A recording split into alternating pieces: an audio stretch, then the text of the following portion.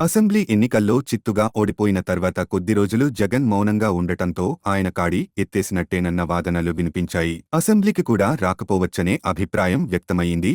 అయితే కొద్ది రోజులుగా జగన్ తీరు ఆ అభిప్రాయాలకు చెక్ పెట్టింది.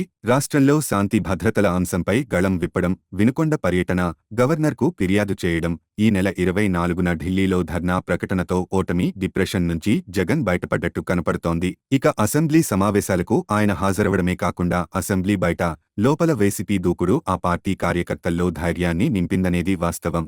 అయితే అధికార పక్షం హత్యా రాజకీయాలు చేస్తోందనే ఆయన మాటలు, దానిపైనే ఆయన చేస్తున్న నిరసనలు మాత్రం చర్చనీయాంశంగా మారాయి. తన 5 ఏళ్ల పాలనలో ఆయన కూడా ఇప్పటి అధికారపక్షం వ్యవహరించిన విధంగానే వ్యవహరించారనే విమర్శలకు ఆయన దగ్గర జవాబు లేకపోవచ్చు.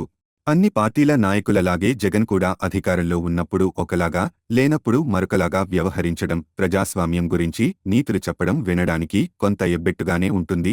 ఒకే తానులో ముక్కలైన అధికార, ప్రతిపక్షాలు తమ స్వప్రయోజనాలు కాకుండా తమను ఎన్నుకున్న ప్రజల ప్రయోజనాల కోసం ఏం చేశారు, చేస్తున్నారు అన్నదే అసలు ప్రశ్న.